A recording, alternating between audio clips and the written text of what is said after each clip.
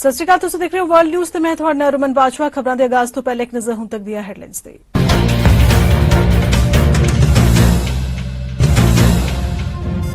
America ਦੇ ਸੂਬੇ Illinois ਦੀ union County ਵਿੱਚ ਵਾਪਰਿਆ ਕਾਰ ਹਾਦਸੇ ਵਿੱਚ ਭਾਰਤ ਦੇ 2 ਵਿਦਿਆਰਥੀਆਂ ਦੀ ਮੌਤ, 3 ਜ਼ਖਮੀ। ਭਾਰਤ ਦੇ ਵਿੱਤ ਮੰਤਰੀ ਨਿਰਮਲਾ ਸੀਤਾਰਮਨ ਨੇ ਅਮਰੀਕੀ ਰਾਜਦੂਤ ਤਰਨਜੀਤ ਸੰਧੂ ਨਾਲ ਕੀਤੀ ਮੁਲਾਕਾਤ। ਦੋਹਾਂ ਨੇਤਾਵਾਂ ਵਿੱਚ ਅਹਿਮ ਮੁੱਦਿਆਂ ਤੇ ਹੋਈ ਚਰਚਾ। ਸੰਯੁਕਤ ਰਾਸ਼ਟਰ ਸਕੱਤਰ ਜਨਰਲ ਐਂਟੋਨੀਓ ਗੁਤੇਰੇਸ ਵੀਰਵਾਰ ਨੂੰ ਯੂਕਰੇਨ ਜਾਣਗੇ। ਗੁਤੇਰੇਸ ਮੰਗਲਵਾਰ ਨੂੰ ਰੂਸ ਦੇ ਵਿਦੇਸ਼ ਮੰਤਰੀ ਸਰਗੇਈ ਲਾਵਰੋਵ ਨਾਲ ਵੀ ਕਰਨਗੇ ਮੁਲਾਕਾਤ।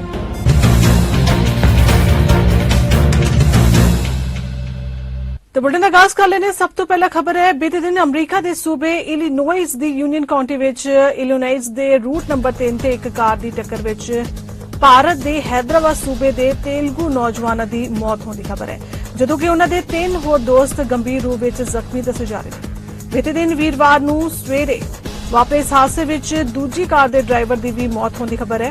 इन्हां नौजवानों की पहचान दखनी इलिनोइस यूनीवर्सिटी कार्बोनडेल के सारे विद्यार्थियों वजों हुई है। मारे गए भारतीय मूल के विद्यार्थी जिन्हां दा पिछोकड़ भारत के हैदराबाद सूबे तो है। इन्हां दी पछाण बचूपल्ली के वंशी कृष्णा पेचटी अते खमम के पवन स्वर्णा के वजों हुई है। इस हादसे विच जख्मियों विच कल्याण दोरना, कार्तिक काकुम अते यशवंत उपलपति के नाम भी शामिल हैं। भारत की वित्त मंत्री निर्मला सीतारमन अमरीका दौरे ते ने ते सीतारमन विश्व बैंक अते अंतरराष्ट्रीय मुद्रा कोष की सालाना बैठकां विच हिस्सा लैण लई पहुंचे हुए ने। इत्थे सीतारमन ने अमरीका विच भारतीय राजदूत तरनजीत सिंह संधू नाल मुलाकात की। सीतारमन ने अमरीका विच तरनजीत सिंह संधू द्वारा आयोजित रात दे खाने दौरान कई अमरीकी अधिकारियों नाल मुलाकात की, जिन्हां विच राष्ट्रीय सुरक्षा सलाहकार जेक सुलीवान अते होर अधिकारी शामिल सन। इस तो इलावा सीतारमन ने मौके बारे चर्चा करने लई प्रमुख अमरीकी यूनीवर्सिटी की लीडरशिप नाल भी गलबात की। इस तो पहला अपने एक संबोधन विच वित्त मंत्री निर्मला सीतारमन ने कहा है कि भारत भूगोलिक स्थिति नूं देखदे हुए रूस यूक्रेन युद्ध ते निरपक्ष रुख अपना रहा है। ते गल करिए रूस यूक्रेन जंग दी तां संयुक्त राष्ट्र सकत्तर जनरल एंटोनियो गुतेरस दे अगले हफ्ते आमो सामने बैठ के शांति दी अपील करने लई रूस अते यूक्रेन दे राष्ट्रपतियां नाल वख-वख मुलाकात करन दा प्रोग्राम है। गुतेरस मंगलवार नूं रूस दे विदेश मंत्री सरगेई लावरोव नाल मुलाकात करनगे अते राष्ट्रपति व्लादिमीर पुतिन भी संयुक्त राष्ट्र मुखी दी मेजबानी करनगे। संयुक्त राष्ट्र ने कहा कि गुतेरस राष्ट्रपति व्लादिमीर जेलेंस्की अते विदेश मंत्री दमित्री कुलेबा नाल मुलाकात करन वीरवार नूं यूक्रेन जाणगे।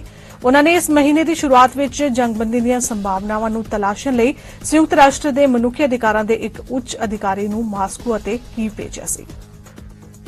कैनेडा के प्रधानमंत्री जस्टिन ट्रूडो ने साउथ चीफ्स ऑर्गेनाइजेशन के ग्रैंड चीफ जैरी डैनियल्स अते मैनीटोबा प्रीमियर हीथर स्टीफन्स नाल विनीपेग विच ऐलान किया है कि विनीपेग के डाउनटाउन विच हडसन बे कंपनी HBC की इमारत जो कि नवंबर 2020 विच बंद हो गई सी, इसनूं SCO विच तब्दील कर दिता जाएगा।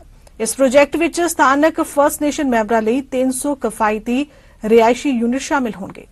Today's announcement is reconciliation in action. For the Southern Chiefs Organization to become the new stewards of the Hudson's Bay building in downtown Winnipeg is an inspiring and inspired act of reclamation. This is a historic and symbolic day, but it's also much more than just symbolism. The revitalization of the HBC building will have real positive impacts on First Nations people here in the city. And it will have positive impacts on Winnipeg's downtown core too, creating jobs and economic prosperity. To support this transformative project, our government will invest $65 million, 300 new affordable housing units. We're also investing to co-develop and launch an urban, rural, and northern Indigenous housing strategy, something many in this room have long advocated for. Our work with Indigenous communities across the country to help ensure that everyone has a safe and affordable place to call home. From preserving nature to fighting climate change and delivering clean air, our government will continue to protect the environment and support Indigenous climate priorities. Our work to protect nature and fight climate change is shared. And we know that we have much to learn from Indigenous peoples for whom, as it was pointed out a couple of times, every day is Earth Day. Is more than just about a building. It's actually about rebuilding. Rebuilding trust. Rebuilding landmarks. Rebuilding relationships.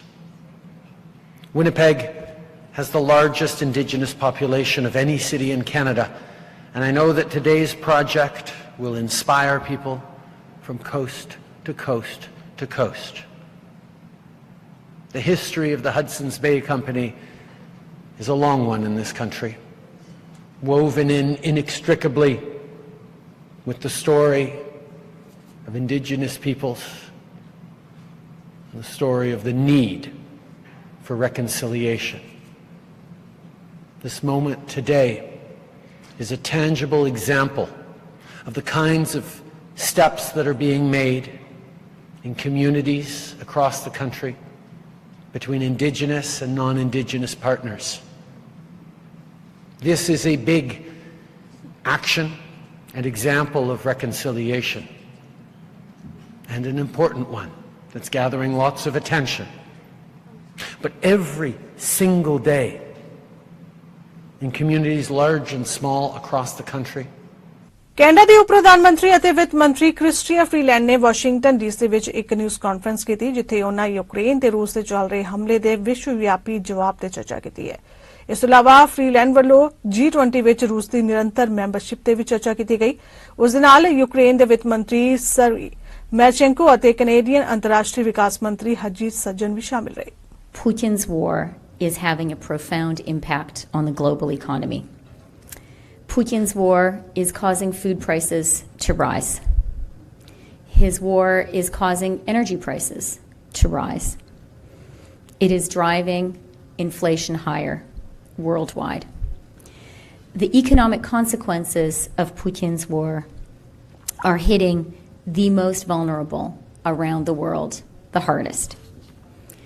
Over the past few days, I've been speaking with international counterparts about how we can all take further action to support Ukraine and to raise the cost of Russia's aggression.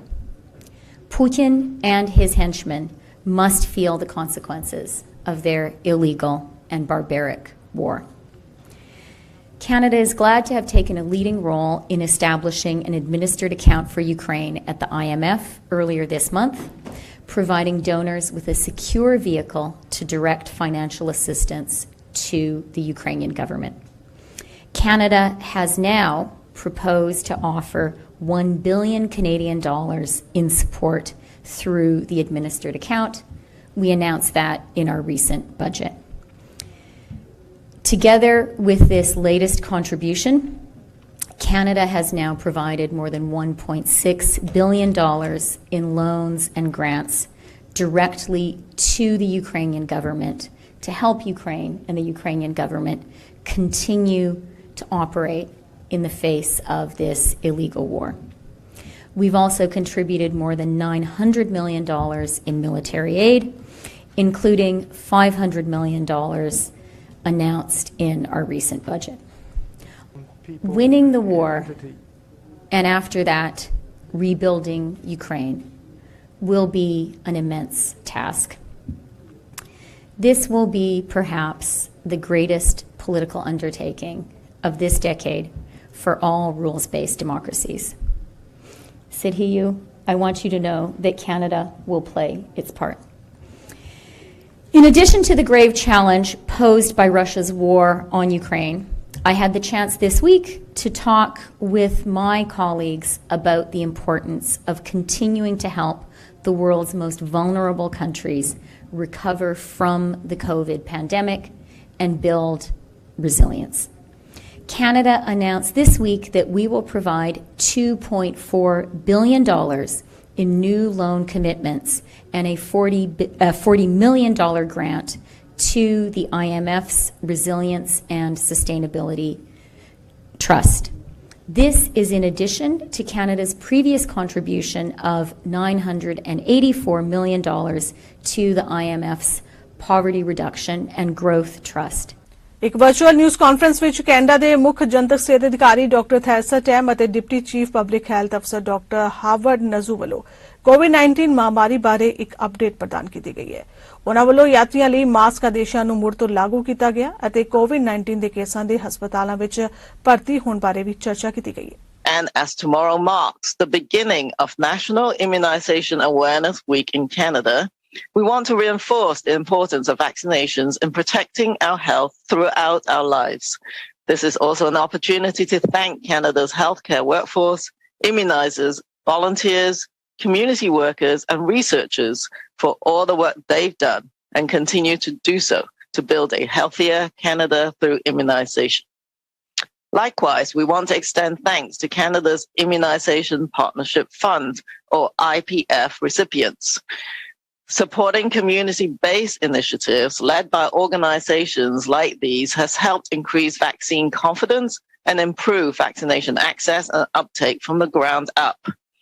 Throughout the largest and perhaps most complex immunization campaign in Canada's history, rolling out COVID-19 primary series and booster dose programs to provide Canadians with a strong foundation of protection, IPF organizations have played vital and innovative roles.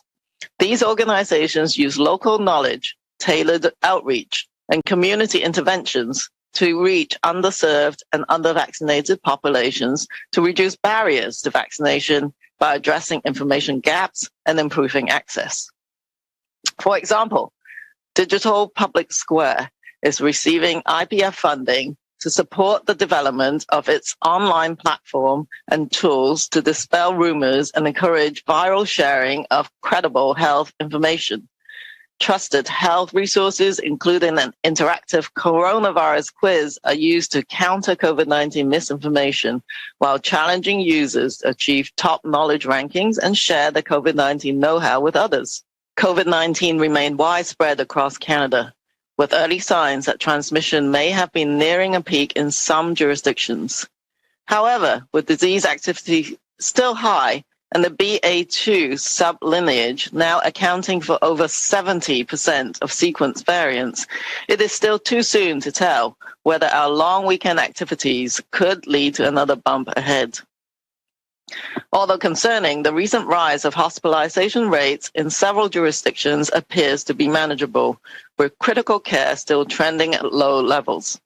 We remain hopeful that the increase in transmission rates over the past several weeks will not result in as heavy an impact on hospitalization trends as seen during earlier waves. This optimism is grounded in the knowledge of our better immune protection due to overall high vaccine coverage. However, maintaining strong protection against serious illness means keeping COVID-19 vaccinations up to date. Vaccination is a cornerstone of public health and is responsible for saving more lives in the past 50 years in Canada than any other health intervention.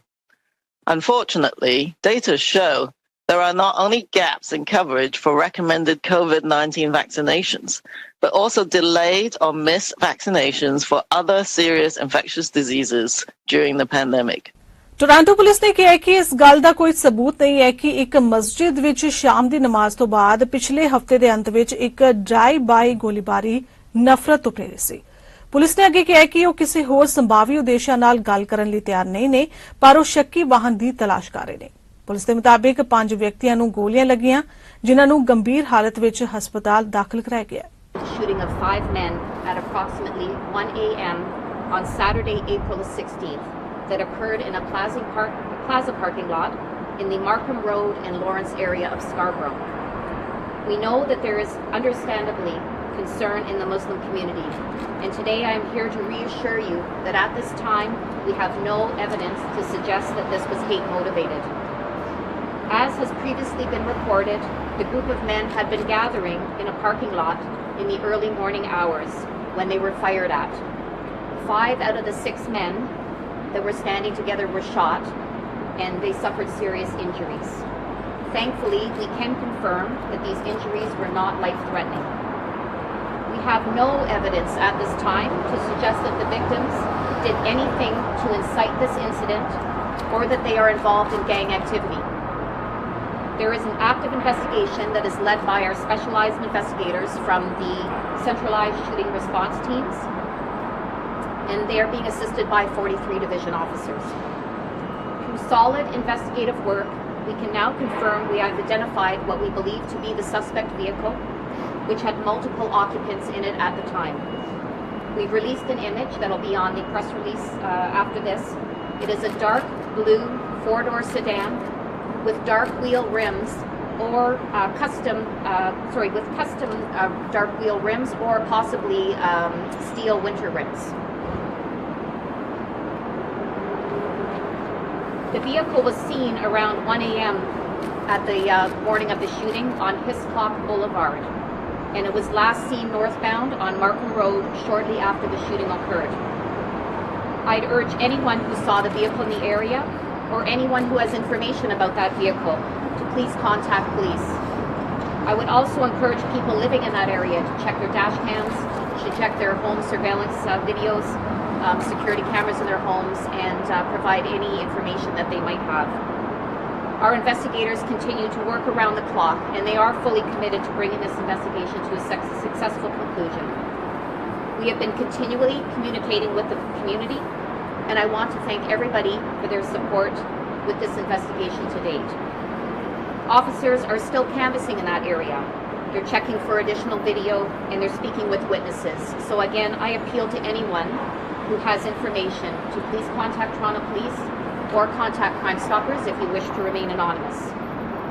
Each and every piece of information or video footage is extremely important, and it could be that key piece of evidence that advances our investigation. Again, I want to stress that we have not uncovered any evidence to date that suggests the victims were targeted because they are Muslim. I hope that this provides some comfort to the community. I want to assure you that as soon as we have ascertained full facts, that we will provide a further update to the public. ਰੂਸ ਦੇ ਵਿਦੇਸ਼ ਮੰਤਰਾਲੇ ਵੱਲੋਂ Toronto ਦੇ mayor John Tory ਤੇ Ontario ਦੇ premier ਡਕਫੋਰਡ ਅਤੇ ਹੋਰ 61 ਕੈਨੇਡੀਅਨਸ ਉੱਤੇ ਰੂਸ ਦਾਖਲ ਹੋਣ ਉੱਤੇ ਅਣਮਿੱਥੇ ਸਮੇਂ ਲਈ ਪਾਬੰਦੀ ਲਗਾ ਦਿੱਤੀ ਗਈ ਹੈ। ਇਸ ਤੋਂ ਬਾਅਦ ਟੋਰਾਂਟੋ ਦੇ ਮੇਅਰ ਜੌਨ ਟੋਰੀ ਵੱਲੋਂ ਆਖਿਆ ਗਿਆ ਹੈ ਕਿ ਰੂਸ ਲੋਕਾਂ ਨੂੰ ਦੇਸ਼ ਤੇ ਪਾਬੰਦੀ ਲਗਾਉਣ ਬਾਰੇ ਸੋਚਣ ਦੀ ਬਜਾਏ ਯੂਕਰੇਨ ਵਿੱਚ ਅਤਿਆਚਾਰਾਂ ਨੂੰ ਖਤਮ ਕਰਨ ਲਈ ਵਧੇਰੇ ਸਮਾਂ ਬਿਤਾਏ। They would spend as much time on thinking about ways in which they could end these atrocities and stop killing people as they have in drawing up lists of people who they want to ban from visiting Russia. I have no intention of visiting Russia anyway, but at the end of the day, they spent time drawing up this list, and maybe they should have spent the time deciding how they could withdraw and take this ill-fated, atrocious mission that's cost so many lives. Here we are talking about a list that was put out that to me is more about show business and whatnot, when there are thousands of people who are losing their lives, innocent people who are losing their lives, and other atrocities that are being committed. So that's what I care about. That's what I'll continue to speak about. The notion that I would speak as a mayor, or Jim Watson in Ottawa, or Premier Ford, who are all on that list, that we should speak in defense of democracy and in defense of sovereignty and in defense of human rights and in defense of people being able to live their lives without fear of being set upon. We'll just keep doing that because that's what we do here. That is the benefit of a free country, is you can stand up and have an opinion on what is going on elsewhere, especially where atrocities are being committed against a sovereign nation and its people, many of whom have relatives and friends who live right here in the city of Toronto. ਇੱਕ virtual news conference ਵਿੱਚ Canada ਦੀ nature ਕੰਜ਼ਰਵੇਂਸੀ ਵੱਲੋਂ ਸੰਘੀ ਅਤੇ ਸੂਬਾਈ ਸਹਿਯੋਗ ਨਾਲ ਦੀ ਬੋਰੀਅਲ wild lands project launch ਕੀਤਾ ਗਿਆ ਹੈ, ਜੋ ਕਿ ਉੱਤਰੀ ਓਨਟਾਰੀਓ ਵਿੱਚ ਲਗਭਗ 1500 ਵਰਗ ਕਿਲੋਮੀਟਰ ਦੇ ਬੋਰੀਅਲ ਜੰਗਲ ਦੀ ਰੱਖਿਆ ਕਰਨ ਦੀ ਯੋਜਨਾ ਹੈ। ਇਸ ਮੌਕੇ ਵਾਤਾਵਰਣ ਅਤੇ ਜਲਵਾਯੂ ਤਬਦੀਲੀ ਦੇ ਸੰਘੀ ਮੰਤਰੀ ਸਟੀਫਨ ਗਿਲਬਰਟ ਵੀ ਸ਼ਾਮਿਲ ਰਹੇ। The climate change and the biodiversity loss crisis, we have to look at this as an all hands on deck type of approach, which is obviously when we think about protecting areas. Mr. Piccini talked about provincial parks, obviously the role that Parks Canada plays, and large conservation projects on public lands. But clearly, private lands is also part of the equation, and the Nature Conservancy, with its partners, either at the very local level, all the way to the federal government, and private companies, plays a very key role in helping Canada reach its very ambitious goal of protecting 25% of our lands and oceans by 2025 and 30% by 2030. And we're actually actively engaged internationally to ensure that this 30% target by 2030 becomes an international target, not just in Canada, but around the world, so that we can stop and reverse biodiversity loss. So every project, no matter whether they're public or private, need to be part of the solution. You know, no one can be on the sidelines when it comes to protecting biodiversity and working together and collaboratively. And what really excites me about Nature Conservancy of Canada, at a very micro level, I've seen it with the O'Neill property in Northumberland County, where I call home, partnering, you know, provincially, and then leveraging private sector investments to expand protected areas. And what does that mean? I mean, that means that, you know, I'm a proud owner of a Nova Scotia duck-tolling retriever, and we spend many weekends appreciating and understanding our natural outdoors. It's an important source for our Conservation Authority educational opportunities. It's expanding this in the north. You mentioned, Ian, provincial parks. I think this is but one in you know, the many priorities of the province, expanding our provincial parks footprint, more to come on that, modernizing the parks experience to generate more revenue, to expand protected areas. We have a number of tools with the Provincial Parks Conservation Reserve Act, the PPCRA, that we use to protect green space and rely on partners. And I mean, I think it's just, what excites me is that we're seeing an unprecedented level of collaboration now. And I think it's no better exemplified than through today's example, you know, where we see ambition at a federal level matched by ambition through a variety of forms provincially, and you know, using a variety of collaborative partnerships that will lead to expanded opportunities in the north. I'm an avid outdoorsman myself, so Montreal Canadians team ਦੇ ਮਾਲਕ Geoff ਮੋਲਸਨ ਨੇ Canada ਦੇ ਮਹਾਨ ਖਿਡਾਰੀ ਅਤੇ hockey icon ਗਾਇਲ ਲੈਫਲਰ ਦੀ 70 ਸਾਲ ਦੀ ਉਮਰ ਵਿੱਚ ਮੌਤ ਦੀ ਖਬਰ ਤੇ ਗੱਲਬਾਤ ਕੀਤੀ। ਲੈਫਲਰ ਕੈਨੇਡੀਅਨਸ ਦੇ ਇਤਿਹਾਸ ਵਿੱਚ ਇੱਕ ਸੀਜ਼ਨ ਵਿੱਚ 100 ਅੰਕ ਹਾਸਲ ਕਰਨ ਵਾਲਾ ਪਹਿਲਾ ਖਿਡਾਰੀ ਸੀ ਅਤੇ NHL ਇਤਿਹਾਸ ਵਿੱਚ ਘੱਟੋ-ਘੱਟ 50 ਗੋਲਾਂ ਅਤੇ 100 ਅੰਕਾਂ ਨਾਲ ਲਗਾਤਾਰ 6 ਮੁਹਿੰਮਾਂ ਕਰਨ ਵਾਲਾ ਪਹਿਲਾ ਖਿਡਾਰੀ ਸੀ। ਉਸਨੇ ਮੌਂਟਰੀਅਲ ਦੇ ਨਾਲ 5 ਸਟੈਨਲੇ ਕੱਪ ਵੀ ਜਿੱਤੇ ਸਨ। Yeah, so I was lucky. I got to see him from the very beginning.